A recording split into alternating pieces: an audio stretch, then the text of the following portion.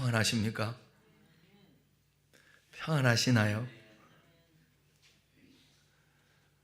이 찬송을 작사한 사람은 스태포드라는 사람인데 돈이 참 많았던 사람이에요. 그런데 불이 나가지고 재산이 다 날아가고, 또 그런 상심에서 가족들과 함께, 미국 분인데 영국으로 여행을 가서 좀 쉬기를 원했었는데, 먼저 부인하고 자녀 4명하고 먼저 배를 태워서 보내고, 자신과 또 가족은 나중에 가려고 했는데, 가다가 바다 한가운데서 뱃길이 큰 배하고 부딪혀서 침몰하게 됐어요. 근데 다행히 부인은 구조가 됐는데 4명의 자녀들이 그 자리에서 죽었어요. 그리고 이제 수습을 하려고 이제 유족들을 데리고 배를 타고 가는데, 선장이 그 얘기를 하는 거예요. 이 배 밑바닥에 여러분의 자녀가 있다고. 그 소리를 들었을 때 여러분 그 마음이 어떻겠습니까? 여기서 괜찮아요, 여기서 나는 그래도 괜찮아요, 마음이 평안해, 이렇게 말하는 사람은 우리 상식적으로 보면 미친 사람이든지 이상한 사람이든지 그러지 않을까요? 그런데 이건 하나님께서 주시는 그 마음, 그 평강 때문에 마음은 아팠지만 그곳에서 와서 작사한 곡이 바로 이 찬송이에요. 내용은 평안해. 왜 이 말씀을 제가 설교 모두에 말씀드리냐면, 진정한 평안은 위로부터 오는 거예요. 하나님이 주셔야 하는 거예요. 제가 심리학 공부할 때 영성 기독교 상담에서 얘기할 때 교수님이 그 얘기를 하시더라고요. 학문적인 이 심리학은 한계가 있다. 의학적으로도 한계가 있다. 상담에 있어서는. 꼭 필요한 게 뭐냐면, 그래서 기독교 상담 심리가 중요한 게, 상담을 받으면서 신앙을 가미하면 효과가 더 훨씬 커진다. 그 얘기를 하시더라고요. 여러분, 우리가 신앙하는 것은 살아계신 하나님, 창조주 하나님, 진리이신 하나님, 참되신 하나님이십니다. 그 하나님을 우리가 믿는데, 그 하나님이 주시는 그 진정한 평화를 우리가 얻을 때에 우리의 삶이 행복해질 수 있게 되는 것입니다. 국가적으로 어려운 상황에서 어느 때보다 걱정, 근심, 불안, 염려, 그것을 안고 두려움 속에 지금 살고 있습니다. 어제 글 하나 봤더니 제2의 IMF가 올 것인가? 그 얘기를 하더라고요. 덜컹하죠. 그 IMF 때 97년, 98년도에 얼마나 우리나라 그 사람들이 힘들게 살았습니까? 근무기를 하면서 이겨내기도 했지만, 다시 그런 시대가 온다고 한다면 어떻게 감당할 수 있을까? 그때는 고생하면서 살았던 사람들이 많아요. 그래서 헝그리 정신이 있었기 때문에 이겨내는데 오래 걸리지 않았지만, 지금은 또 상황들이 또 다르잖아요. 국가가 빨리, 우리 안수쌤 기도한 대로 좀 안정됐으면 좋겠어요. 대단한 거 바라는 거 아니잖아요, 우리. 에? 지난주에도 말씀드렸지만 그냥 가끔 맛있는 거 먹고 애들 잘 크고 직장 다니면서 별 탈 없이 때 되면 여행도 갔다 오고. 어때 우리 청년들 수영쌤이랑 준호 잘 갔다 왔습니까? 그렇게 시간 될 때 여행도 하고 친구들끼리 함께 좀 있으면 나누고, 아프면 또 병원비 있어서 가서 병원 치료받고, 그렇게 우리 일상을 원하잖아요. 대단한 거 원하는 거 아니잖아요. 네? 무슨 대단한 열정과 대단한 나라를 살리겠다고 나가서 여러분 이 콘크리트 바닥에서 은박지를 뒤집어 쓰고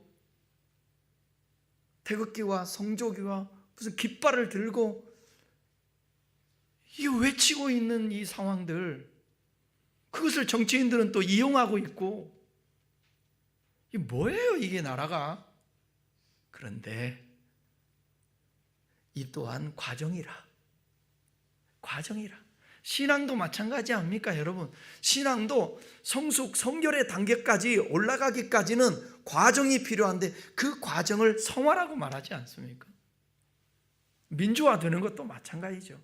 우리나라가 이게 좀 중간중간에 어려움이 있는 것은 너무 모든 것이 빨리 되다 보니까 그래요. 민주주의도 마찬가지고 선진국이 되어지는 것도 마찬가지고 다 과정이 필요한 거거든요. 시간들이 좀 필요한 거거든요. 또 우리나라가 저력이 있어서 이런 상황들을 잘 극복하면 더 탄탄한 나라가 될 것입니다. 민주주의는 진짜 법치국가거든요. 근데 이때가 중요해요. 법치가 무너지느냐, 법치가 세워지느냐 기도를 해야 되겠죠. 한 번 사는 인생인데 우리 행복하게 살아야죠. 그 행복하다는 것은 즉 삶이 평안하다는 것 아니겠습니까? 갖고 또 없고 이걸 떠나서 가진 자라고 다 높은 자라고 다 그 행복한 거 아니잖아요. 또 소유가 없고 좀 힘들다고 해서 힘든 어떤 상황들이라고 해서 그 사람이 꼭 불행하다고는 말할 수 없지 않습니까? 마음에 누구도 빼앗을 수 없는 평안이 있다고 그런다면 그 사람은 행복자라는 것입니다. 예수 믿는 하나님의 사람들은 어떤 상황에도 평안을 누리며 살 수 있습니다.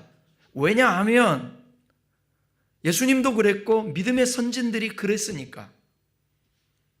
평강의 왕이신 우리 예수님을 우리 안에 모시고 믿고 살잖아요. 우리 세례받기 전에 다 고백하지 않습니까? 예수님 내 안에 들어오시옵소서. 내 안에 들어오시니 감사합니다. 나와 함께 하시니 감사합니다. 여러분 답해 보십시오. 여러분 예수님 영접하셨죠? 그 여러분 안에 예수님 계시죠? 제가 찬양하는데 아까 내 영혼 평안에 찬양을 하는데 처음 예수 믿었던 그때가 생각이 이렇게 주마등처럼 스쳐가는 거예요. 가장 제가 절망적일 때, 가장 힘들 때, 그때 제가 예수를 만났거든요. 그 예수 만나고 나서 불안이 떠나가고 걱정이 떠나가고 염려가 떠나가고 그냥 평안이 오는 거예요. 그냥 좋은 거예요. 그냥 죽어도 괜찮은 거예요. 어떤 일이 벌어져도 아무 문제가 없는 거예요. 그 상태? 그건 그 안에 오직 다른 것이 끼어들 만한 틈이 없이 오직 내 안에 누가 나를 지배하고 계셨기 때문일까요? 내가 영접한 그 주님이 내 안에 충만했기 때문에. 제가 처음 예수 믿고 일어나서 따라 기도합시다 하는데 따라 기도했어요. 처음으로 예수가 누군지도 모르는데 나는 죄인입니다. 어디에서 와서 무엇 때문에 살며 어디로 가고 있는지 알지 못하고 방황하며 살았습니다. 18살 때 얼마나 방황을 했길래 방에서 눈물이 뚝뚝 흘려지는 거예요. 나는 죄인입니다. 주님 내 안에 들어오셔서 나의 주인이 되어 주십시오. 그동안에는 주인이 누구였겠어요? 내 인생에 나요. 여기 옛날 분들 부모님하고 앞길을 상의합니까? 아니면 선생님한테 가서 진로를 상담을 합니까? 네 인생 네가 살아. 다 자기가 떠안고 살아가는 거예요. 내가 결정하는 것입니다. 누구에게도 내가 내 인생을 질문해 본 적이 없습니다. 어떻게 살아야지 물어본 적도 없습니다. 부모님들이요? 나가서 돈 벌기 바쁘죠. 그죠? 집에 오면 일손하고, 그리고 또 옛날 분들이라 잘 모른다고 자식이 선입견 생각하기에 그거 안 해요. 질문도 안 해요. 상담도 안 해요. 오직 내 인생은 내가 스스로 알아서. 그래서 저는 옛날에 끄적끄적 해놓은 그 메모지들 보게 되면 뭣도 하고 싶고 뭣도 하고 싶고 비전이 얼마나 많은지 몰라. 된 게 하나도 없어. 하나도 없어. 그리고 오직 주님의 뜻이 쓰는 거예요.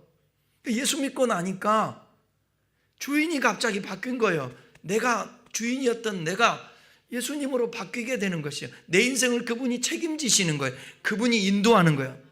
그거 보고 아무것도 안 보이는 거예요. 내일이 안 보이지만 저 멀리 아나톨레, 무슨 뜻이에요? 돈눈에 아나톨레 떠있는 그 주님 빛을 보고 그냥 여기까지 온 거예요. 앞으로도 마찬가지예요. 죽음 때까지 그 빛 보고 가는 거예요. 그 빛이 하나님의 말씀, 예수 아니겠습니까? 그러니까 내 안에 충만하면, 아까 찬양하면서 그 생각, 야, 이때 죽으면 참 좋겠다. 왜? 아무 생각 없이 내 영혼 평안해. 찬양 부르는데 그냥 하늘 위에서 평안이 오니까. 내가 주인 되어서 살면 평안을 뺏길 수 있어요. 그런데 내 삶의 주인이시고 평강의 왕이신 우리 주님이 우리 안에 거하시면 평안할 수 있어요. 이 말씀을 소홀히 듣지 마세요. 인생 살다 보면 기가 막힐 일들 다 만납니다. 정말 이건 있고 없고 잘나고 못나고 배우고 안 배우고의 문제가 아니에요. 누구나 다 이게 찾아오는 거예요, 이 불안함은. 그런데 평생을 평안하게 살려면, 어떤 상황 속에서도 평안하게 살려면, 비록 무화과 나무가 무성치 못하고 감람나무에 소출이 없고 우리의 양이 없고 외양간에 소가 없고 포도나무에 열매가 없고 밭에 식물이 없다 할지라도 나는 여호와로 인하여 기뻐하고 즐거워하리로다. 그 평안이 우리에게 있어야 되거든요. 왜 그랬을까요? 하박국이 그 고백을 해요. 주님이 내 안에 거하시니까 그 고백하는 것입니다. 주의 음성을 들으니까 그 고백하는 것입니다. 이사야서는 예수님에 대해서 예언을 하는데 그 예수님이 평강의 왕으로 오신대요. 이사야서 9장 6절을 읽어보겠습니다. 이는 한 아기가 우리에게 이 아기가 누구예요? 예수님. 한 아들을 우리에게 주신 바 되었. 누가 주셨어요? 세상을 이처럼 사랑하사 독생자를 주셨으니. 누가? 하나님이.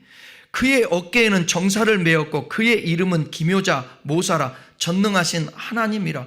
예수님은 하나님이세요? 모사예요? 기묘자예요? 그 권세와 능력을 가지셨어요? 그리고 전능하신 하나님, 영존하시는 아버지라.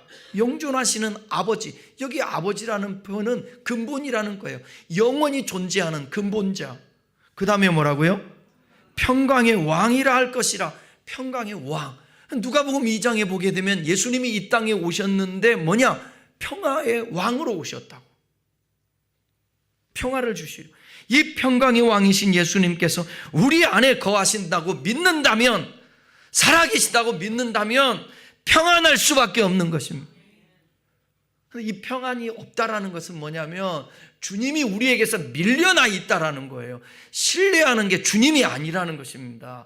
아직 믿음이 연약하다라는 거예요. 그러면 믿음은 들으면서 나니 말씀을 들으면서 믿음을 키워야죠. 그리고 평안을 가져야죠. 저는 막 아멘 하면서 난리 법석 아멘 하면서 바들바들 떠는 거 그거 별로 좋아하진 않습니다. 그런데 하나님 말씀을 들으면서 적은 소리든 큰 소리든 진심을 다해서 아멘 하는 것은 어마어마한 화답이고 인정하는 것입니다. 그러니까 진실로 평안하기를. 목사들끼리도 얘기하면서요, 좋은 말하고 축복하면 아멘 한다고. 젊은 목사가 제가 양띠잖아요. 같은 양띠, 나보다 나이 많으면 몇 살이겠어요? 저하고 몇 살 차이예요? 12살 차이 아닙니까? 근데 내가 좋은 말 하면 있잖아요, 아멘 그래요. 한참 형님이. 나 후배들도 좋은 하나님 말씀하면 뭐라고 해요? 대화 속에서 아멘. 친구가 얘기해도 아멘. 아멘은 인정하겠다는 거예요. 받아들이겠다라는 거예요. 아멘을 많이 하면 그냥 저 개인적으로 그렇게 생각이 들어요. 주님 그래요. 인정합니다. 그럼 내게서 나쁜 마음들이 빠져나가지 않을까요? 내가 신뢰하고 있는 그 어떤 것들 빠져나가지 않을까요? 물어볼게요. 우리 집사람은 그런 얘기 했어요. 저 사람은 이거 하나 해결하면 평안하고 좋고 문제가 없을 줄 알았더니 똑같네. 하나 치웠더니 똑같아. 그래도 전하고 똑같이 반응해. 달라질 게 없는 거예요. 내 환경을 바꾸면서 좋아지기도 하지만, 그런데 근본적인 우리의 변화와 평안은 나를 바꿔야 되는 거예요. 나를 바꿔야 된다.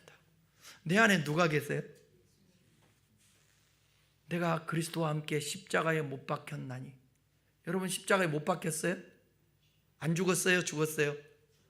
안 죽었어도 죽었다고라도 하세요. 죽었어요? 그럼 다 세례받은 거 가짜예요? 반납할래요? 직분자들 다 가짜예요? 예수님과 함께 우리 십자가에 죽었나니 이제는 내가 산 것이 아니요 내 안에 그리스도께서 누가 산다고요? 그리스도께서 사신 것이라. 내가 육체를 입고 사는 것은 나를 사랑하사 자기 몸을 버리신 예수님을 믿는 믿음 안에서 사는 거예요. 그러니까 평안할 수 있는 거예요. 주님이 내 안에 거하시니까. 그래서 예수를 믿으면 쫄보가 될 수가 없어요. 예수를 믿으면 무식한 자 같으나 유식한 자가 되는 거고, 미련한 자 같으나 지혜로운 자가 되는 거예요. 불안한 환경과 삶을 사는 것 같지만 그 안에 평안이 있는 거예요. 사람에게 세뇌만 당해도 움직이는데 하나님의 말씀에 세뇌가 아니라 믿고 신뢰하면 그 믿음 말씀이 우리를 끌고 가야죠. 여러분 지난 한 주일 동안 여러분을 끌고 간 말씀이 무엇인가요? 그 말씀도 없으면서 하나님이 살아계시면 이럴 수 있다고, 하나님이 나를 축복하신다고, 하나님이 살아계신 여러분 그런 말씀하지 마세요. 하나님 말씀을 읽고 듣고 그 말씀을 묵상하고 한 주간을 살아갈 수 있는 말씀이 있어야죠. 하루를 살아갈 수 있는 말씀이 있어야죠. 눈 뜨면 기도해야 되잖아요. 하나님 오늘 하루도 기도해야죠. 걸으면서도 기도하고 밥 먹으면서도 기도하고 항상 무시로 성령 안에서 기도해야죠. 하나님 왜 제가 불안합니까? 제 평안하고 싶은데 불안함을 떨치게 해 주십시오. 저는 불안할까요? 안 불안할까요? 저는 불안해요? 안 불안해요? 뭔 소리야 집사님, 내가 왜 안 불안해? 고개 흔들지 마. 왜 안 불안해? 불안하지. 몸이 이상이 있으면 안 불안하다고요? 통장에 잔고가 떨어지면 불안하지 않다고요? 믿음 좋네. 자리 바꿉시다. 여러분 그러면 믿음 좋으시면 다 불안이 오는 거예요. 걱정이 오는 거예요. 염려가 오는 거예요. 그런데 이게 올 때 거기에 사로잡히고 매이면 안 되는 거죠. 그것을 몰아내야 되는 것입니다. 물어볼게요. 예수님이 십자가를 지기 전에 불안했을까요? 안 불안했을까요? 이제 좀 말이 통하네. 불안하죠. 겟세마네 동산에서 얼마나 불안했으면 할 수만 있거든. 이 잔을 내게서 옮기시옵소서. 너무 힘드니까. 근데 기도하니까 천사가 돕고 저 위로부터 평강이 오니까 되잖아요. 이겨내잖아요. 그리고 여러분 불안한 그 자체에서 어떻게 십자가에서 불안했다면 자신을 챙겨야지. 하나님 저들의 죄를 알지 못합니다. 아니 십자가에 참 한쪽 편 강도도 참 대단한 강도예요. 혹시 주님 낙원에 있을 때 나도 같이 있게 해주십시오. 지금 힘들어 죽어가고 있는데 예수님이 뭐라고 그래요? 네가 나와 함께 낙원에 있으리라 하잖아. 이거는 평안하지 않으면 줄 수 없는 거예요. 예수님께서는 죽으시고 부활하시고 승천하시기 전에 제자들에게 나타나서 하신 말씀, 그 말씀이 뭐였냐? 부활하시고 승천하시기 전에 하신 말씀, 누가복음 24장 36절에서 너희에게 평강이 있을지어다. 얼마나 제자들이 불안했을 거예요. 그만큼 주님은 우리에게 평안을 주시기를 원합니다. 주님의 그 마음이죠. 우리 이 땅에 사는 날 동안에 평안해야 돼요. 평안.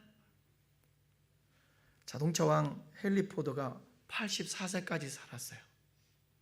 근데 이분이 죽는 날까지 참 왕성하게 그 사업 활동을 했는데 그분이 자기의 4대 건강 비결을 얘기합니다.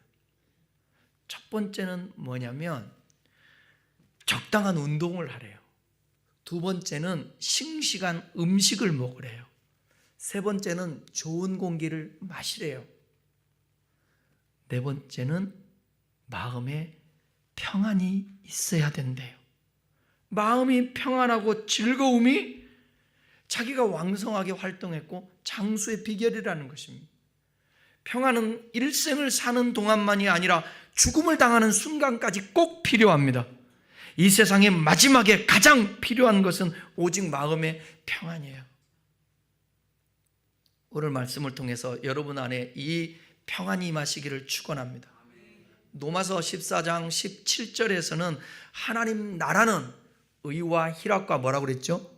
평강이라고 그랬어요. 평강. 자, 그러면 질문할게요. 잘 대답하세요. 여러분, 우리가 하나님 나라를 가는 겁니까? 하나님 나라가 임하는 겁니까? 안 가요? 둘 다 맞아요. 가기도 하고 임하기도 하고. 회개하라, 천국이 가까웠느니라. 임한다라는 거잖아요. 그죠? 너희가 좁은 길로 가야 천국에 들어갈 수 있다. 또 들어가는 거예요. 그러니까 둘 다 맞아요. 죽어서 가는 하나님 나라만이 아니라 지금 살고 있는 이 땅에서도 주님이 주시는 의와 희락과 평강을 누리면 그것이 하나님 나라를 경험하는 것입니다. 부분적으로이지만. 그런데 우리 중 누가 평안을 원하지 않는 사람이 있겠어요? 뜻대로 안 돼서 문제지. 먼저 생각할 것은 여러분 위로되라고. 예수님의 제자들도 평안하지 못하고 근심하고 두려워했다라는 거예요. 제자들도, 우리들도 그럴 수 있죠. 주님께서 평안을 주시지 않으면 모든 사람들이 평안할 수가 없어요. 요한복음 14장 오늘 본문 앞에 보게 되면 제자들이 메시아로 믿고 모든 것을 다 포기하고 3년 반 동안 열심히 따라다녔어요. 그런데 이제 예수님께서 떠나가겠다라는 거예요. 자신들이 원하는 계획했던 것이 다 무너지는 것입니다. 그들의 코앞에 다가올 미래가 심상치 않게 느껴졌어요. 주님이 배반을 당하고 고난 속에 던져지고 사라지고 나면 그들의 운명 역시 불투명해지지 않겠습니까? 3년 동안 예수님 따를 때 저분이 메시아일 거야. 곧 저분이 우리나라를 독립시키면, 권력을 잡으면 우리야말로 1등 공신이라 한 자리씩 줄 거야. 이번에 계엄에 동참했던 군인들도 그런 마음 아니겠어요? 계엄 성공하면 한 자리씩 다 가질 거라고 그런 생각이 있었겠죠? 은근히 기대했는데 십자가에 죽으면 그러한 기대와 꿈이 다 사라지잖아요. 혹시 나도 함께 잡혀가는 거 아니야? 그래서 불안하고 두렵고 근심이 가득했습니다. 창세기 2장을 기억하세요? 1장은 1절, 창세기 1장 2절 기억하시냐고. 1절은 기억하시죠? 그건 다 아시겠지. 시작. 태초에 하나님이 천지를 창조하시오. 2절은 땅이 혼돈하고 흑암이 땅이 혼돈하고 공허하며 흑암의 깊음이 있고 그잖아요. 네.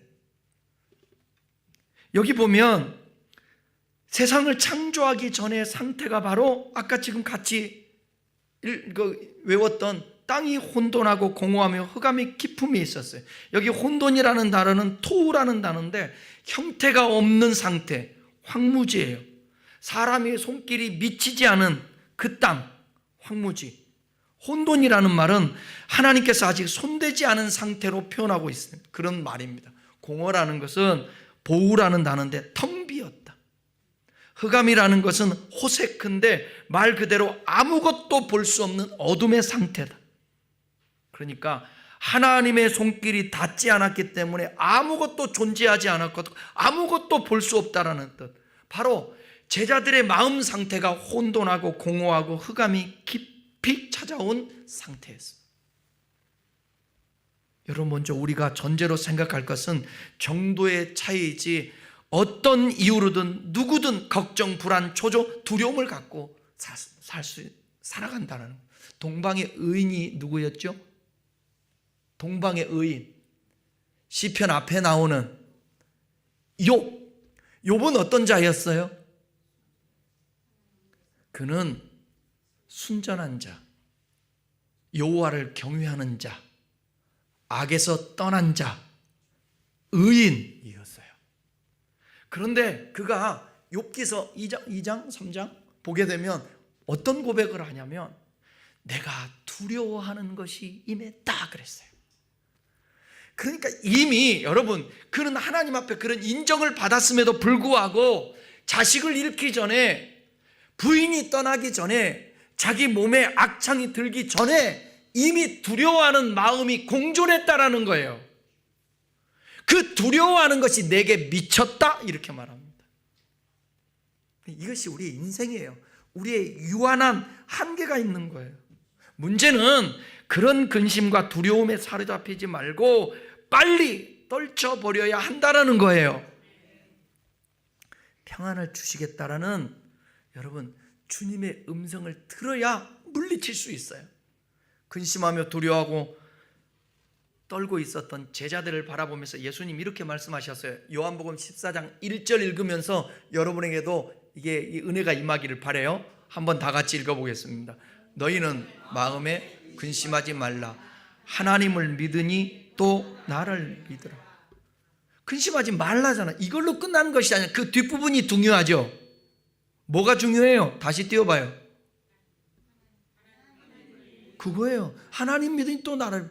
너 하나님 믿고 나 믿기 때문에 두려워하지 마. 마음에 근심하지 마.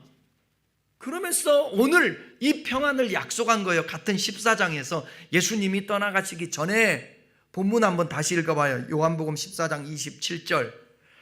평안을 너희에게 끼치노니 곧 나의 평안을 너희에게 주노라. 내가 너희에게 주는 것은 세상이 주는 것과 같이 아니하니라. 너는 마음에 근심하지도 말고 두려워하지도 말라. 그러니까 근심, 두려움은 평안의 반대예요. 여러분 혹시 두려움과 근심이 있으면 평안하지 않은 상태예요. 혼돈하고 흑암이 깊음에 있는 상태예요. 지금 공허한 상태라고요. 거기에 하나님의 신이 운행하면 성령이 역사해야. 여러분, 우리 나라든 우리 가족이든 우리의 심령이든 이 기도해야 돼요. 따라서 기도해봐요. 성령이요, 운행해 주십시오. 이 운행이라는 거 일한다, 역사한다라는 거예요. 임한다라는 거예요. 또 뭐 그 원어적으로는 깊게는 품고 있다라는 뜻도 있어요. 하나님이 여러분들을 품어주시고 이 나라를 품어주시면 평안할 수 있는 것입니다. 하나님 말씀은 진리잖아요. 능력이잖아요. 살아있는 생명의 말씀이잖아요. 우리가 하나님께 기도하는 것은 우리가 원하는 것을 얻기 위함이 아니라 그분의 뜻과 음성을 듣기 위함이요. 불안하십니까? 두렵습니까? 염려가 있습니까? 하나님 앞에 기도하며 그의 음성을 들을 수 있기를 바랍니다. 하나님은 다양한 방법으로 여러분에게 말씀할 거예요. 그 중에 하나가 바로 여러분 그동안에 불안했다곤 평안이 없었다면 오늘 이 예배를 통하여 설교 말씀을 통해서 말씀하시는 거예요. 주님이 뭐라고? 내가 너희에게 평안을 주겠다고. 평안이라는 단어를 좀 살펴보겠습니다. 구약 성경에서는 샬롬이라고 그러잖아요. 히브리어로. 신약 헬라어에서는 에이레네라고 하는데 고전의 문헌들을 보게 되면 이 단어가 쓰일 때 전쟁과 대립된 개념, 반대 개념이에요. 혹은 전쟁의 종식으로부터 기인하는 상황을 나타내는 의미를 쓰입니다. 여러분 계엄 선포는 여러분 다 그거 잘못됐다고 생각하는 거 맞죠? 그잖아요. 계엄이 있었으면 오늘 이렇게 예배 드릴 수 있을지도 몰라요. 어떻게 될지. 근데 계엄이 해제됐잖아요.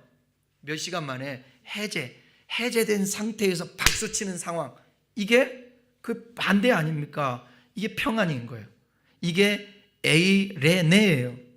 전쟁의 위험이 없이 복된 번영을 가능하게 하는 법과 질서가 잘 유지되는 상태. 이게 원어적인 의미예요.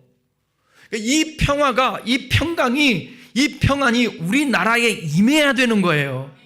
우리가 그래서 기도해야 되는 거예요. 주님이 주시는 평안은 세상이 주는 것과 같을까요? 같지 않을까요? 세상이 주는 평안은 재물, 지위, 명예, 건강 등등 외적인 조건에 기인하는 평안이에요. 경제 사정이 좋을 때에는 평안해요? 안 평안해요? 쪼들리면요? 안 평안해요. 경제가 나빠지면 마음이 불편해진다? 당연한 거예요. 근데 세상이 주는 것은 그렇지만 세상이 주는 평안은 어떤 소유, 내가 원하는 것으로 인하여서 아무 일이 벌어지지 않아요.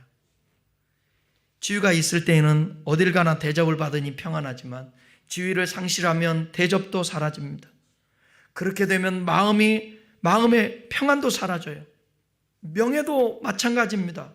박수갈채를 받을 때 기분 좋고 평안하지만 명예를 잃어버리면 마음이 씁쓸해지고 평안이 사라집니다. 건강도 마찬가지입니다. 몸이 건강할 때는 평안하고 무슨 일을 하든지 자신감이 생기는데 건강이 나빠지면 매사에 자신감이 사라지고 마음도 우울해져요. 평안이 사라진 것입니다. 방금 언급한 것은 누구나 경험을 통해서 우리는 알 수 있는 사실이에요. 좋은 조건이 형성되면 평안이 따라오고 그 조건이 깨어지면 평안도 사라집니다. 바로 이런 것이 세상이 주는 평안의 성격입니다. 세상이 주는 평안은 조건적이고 일시적인 거예요. 그런데 그럼에도 불구하고 하나님은 그런 것들을 통해서도 평안을 주시기도 해요. 그것들이 완전하게 우리를 평안하게 하지는 않지만 하나님이 그런 것들을 주셔서 방법을 통해서도 평안을 주시기도 해요. 주님이 주시는 평안은 뭐냐? 주님께서 주시는 평안은 세상과는 다른데 주님의 평안은 대속의 은총에 기반을 둔 평안입니다. 대속의 은총을 기반으로 둔 평안이다. 대속의 은혜를 받지 못하면 이 평강을 하나님으로부터 누릴 수가 없죠. 왜? 하나님과 관계가 되지 않으니까. 죄가 있는 곳에는 절대로 평강이 있을 수 없습니다. 이사야서 57장 21절을 읽어볼까요? 내 하나님의 말씀에 악인에게는 평강이 없다 하셨느니라. 맞아요. 악인에게는 평강이 없어요.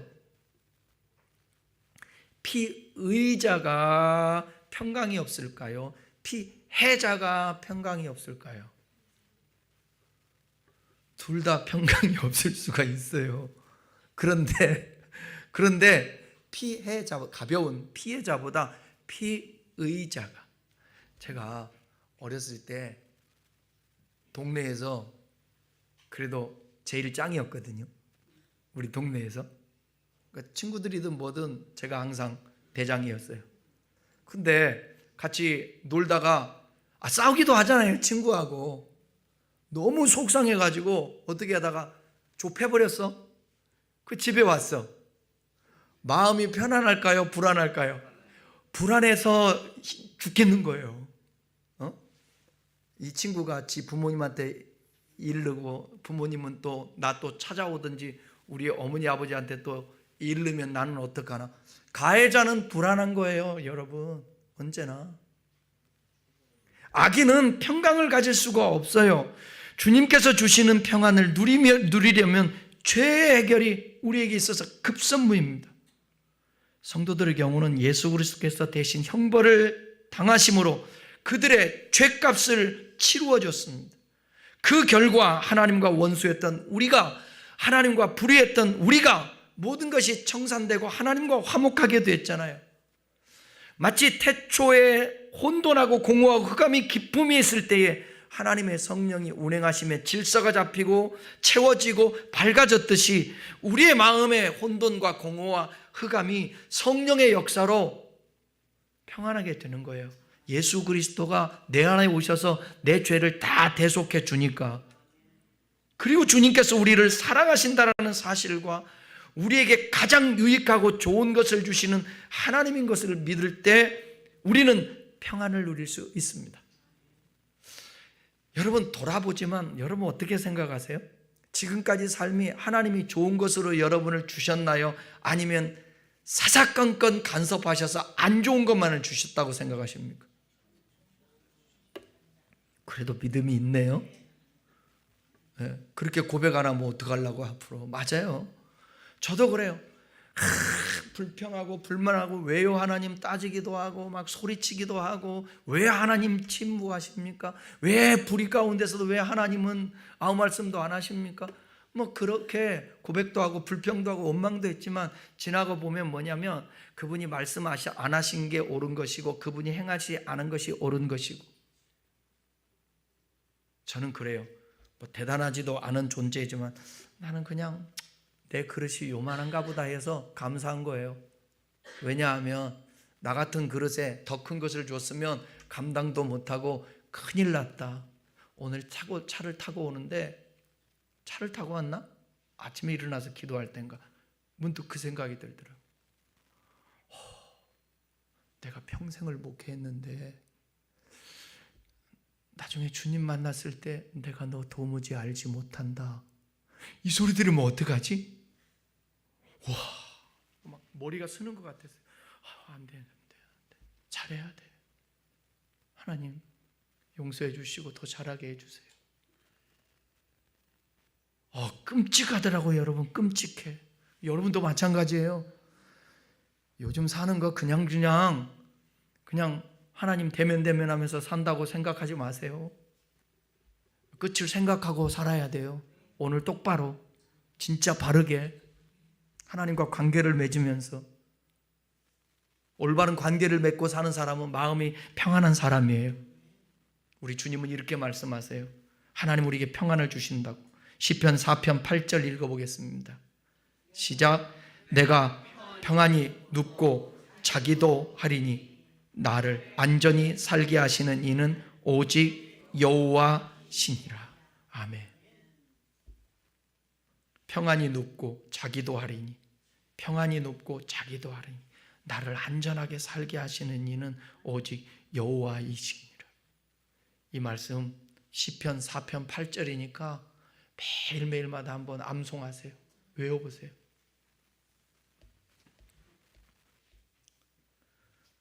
다음은 성경은 말합니다. 우리가 평강을 얻을 수 있는 방법, 기도할 때 평강을 얻는다고 얘기합니다. 빌립보서 4장 6절 7절을 보겠습니다. 빌립보서 4장 6절 7절. 아무것도 염려하지 말고 모든 일에 기도와 간구로 너희 구할 것을 감사함으로 하나님께 아뢰라. 그리하면 모든 지각에 뛰어난 하나님의 평강이 그리스도 예수 안에서 너희 마음과 생각을 지키시리라. 염려가 찾아올 때 염려에 사로잡히지 말고 기도하라는 거예요. 감사하면서 하래요. 참 불가능한 건데 왜 감사하라고 할까? 믿고 기도하라는 거예요. 그 염려거리를 해결해 줄 것을 믿고 기도하라는 거죠. 감사하면서. 그러면 지각에 뛰어난 하나님의 평강이 너희 마음과 생각을 지켜주시라. 주님께서 우리의 마음과 생각을 지켜주시겠다고 말씀하고 있는 것입니다. 지금 어떤 염려가 있습니까? 어떤 두려움이 있습니까? 근심이 있습니까? 주님이 평강 주시기를 원하십니다. 그러니까 우리 주님 앞에 기도하세요.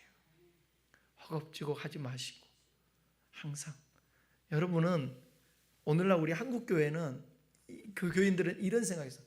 꼭 기도는 기도원에 가서 기도해야 되고 교회에서 기도해야 되고 어디 시간을 내서 다 붙잡고 무릎을 꿇고 어느 공간에서 기도해야만이 그것이 기도인 줄 알아요. 그렇게 못하면 평강이 없어요. 아니요. 불안할 때 바로 하나님의 아들 주 예수 그리스도시여 나를 불쌍히 여기시고 나에게 평강을 주세요.